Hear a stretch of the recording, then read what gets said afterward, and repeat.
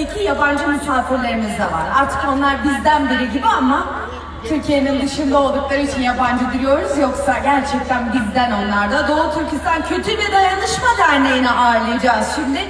Ve Doğu Türkistan'da Mücahit Kaşgarlı'dan Vatanıma Ben Ağlıyorum adlı şiir okuyacak bize. Gel bakalım Mücahit.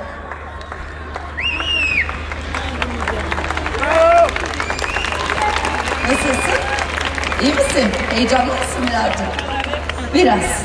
Heyecanını gidermek için ne yapacağız? Mücahit'i bir alkışlayacağız değil mi? Hadi Mücahit.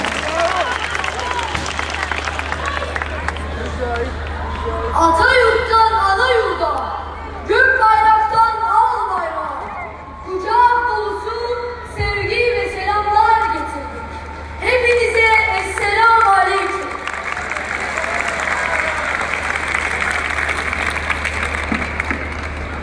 Milletime ben ağlarım, özü tutsak, dili bağlı, hayali mahpus milletim.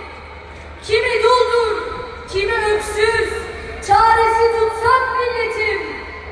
Yanar bağrım, yanar özüm, tutuşur kemiğim etim. Aşk söyletir, dert ağlatır, hem ağlar hem söylerim. Çaresizim, devasızım, sinemi dağlar ağlarım. İnsanların rengi sarı, naraları tutsak yurdum. Güfteleri viran olmuş, besteleri tutsak yurdum. Destanları unutulmuş, masalları tutsak yurdum. Hikayemiz derttir bizim, boşalır dolar ağlarım. Kanar bağrım, kanar kalbim, saçımı yolar ağlarım. Dallarıma bir gül konmaz, kargaları olmuş vatan. Yüce dağlar gam çekerler, keklikleri olmuş viran. Kahve göre temaşadır, bize arka dönmüş zaman.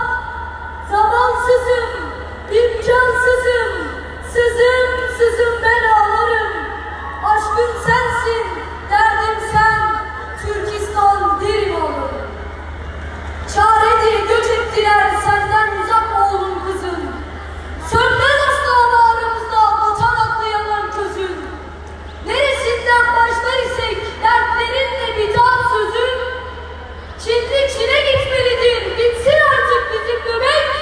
Gök bayrağın dalgalansın, Türkistan'da eğlenemek. Bravo sana. Mücahit'e kuvvetli alkışlar.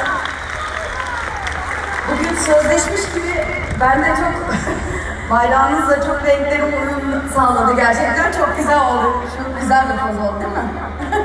Ben kendimi şu an iyi hissettim. Efendim Doğu Türkistan halk sanatçımız geliyor şimdi. Kuvvetli alkışlarınızla Abdullah Köse.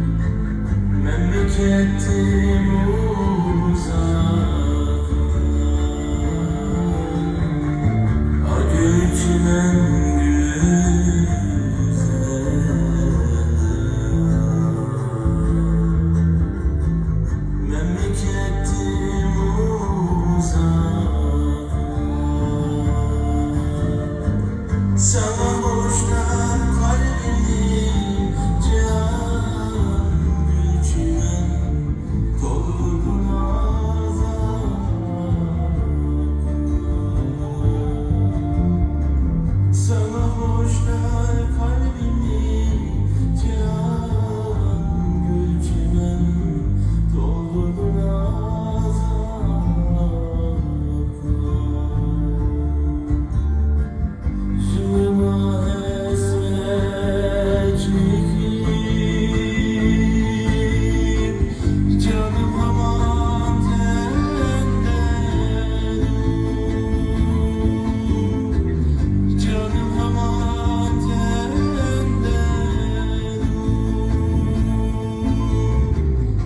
ben üzerken